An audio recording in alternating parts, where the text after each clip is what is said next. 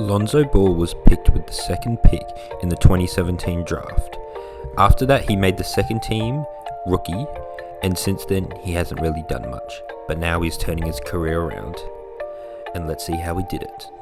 Yo, what's going on, guys? It's Instant W back with another video, and today I'm going to be going through exactly how Lonzo Ball went from a bust to a certified baller. Let's get it.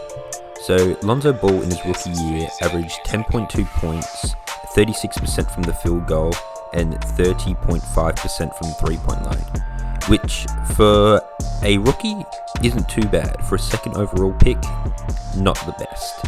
Now, if he was picked, say, around mid-first round, late first round, that would be completely fine. When he came into the league, people like Magic Johnson were predicting him to be a insanely good player, making, he was in his first ever interview. He said to him, "Don't break all my records." Now, unfortunately, he got traded in the 2018 season, so only managed to play 2 seasons with the Los Angeles Lakers. And in that season, his points per game dipped a little bit to 9.9 points per game. His field goal percentage did go up to 40.6%, and his three-point percentage did go up to 32.9%.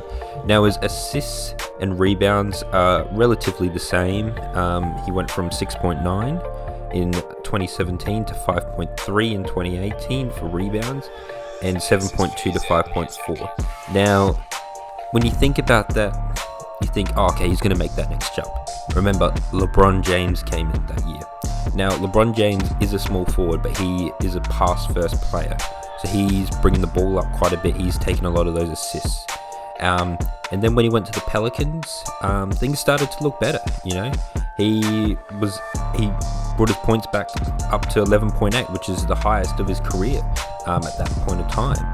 His field goal percentage stayed the same, so things started to look good. His three-point percentage went up insanely high, from 32.9 the previous season to 37.5 the next season. His rebounds and assists went up. His steals pretty much went up. His blocks went up per game. This was because he didn't have the pressure on him. I feel as if he's a player that should stay in New Orleans or a small market team. Like, there's potential to get traded to the Chicago Bulls, which I reckon wouldn't be too bad of a move for him, just because you got a star player like Zach LaVine that's going to take all that spotlight, so he can, stay in the background, average, potentially, 15, 16 points per game, dish out 7, 8 assists, grab those 6 rebounds, and potentially be super efficient for the Chicago Bulls, which could potentially bring them back up to, say, potential 8th or 7th seed. Now, that's pretty insane. But this season, he's taking his game to a whole new level. He's averaging 14.1 points per game, which is the highest he's ever averaged. His field goal percentage is the highest ever, at 41.8. So it's showing that he's making significant improvement every single year, which is something you want to see out of a player. He's only been in the league 4 years. At this type of pace, he could potentially, in 2 to 3 years be averaging that 20 points per game on very good efficiency. He's just got to get out of his mind to shoot the ball more, right? His three-point percentage has gone up to 38.1%. His rebounds did dip a bit, but his assists pretty much stayed the same. His steals stayed the same, and his blocks stayed the same. So he's less focusing on passing now, and more focused on scoring, which I believe LaMelo Ball triggered that. Because LaMelo Ball's coming into the league, he's doing very well. He's a potential rookie of the year. Lonzo Ball was fortunately never a real candidate for that, because you had Brandon Ingram, Donovan Mitchell, players like that who are averaging, 18, 20 points per game, leading their teams to the playoffs. Donovan Mitchell that year managed to secure, this, I think that was the year that he beat Russell Westbrook in the playoffs, his MVP season.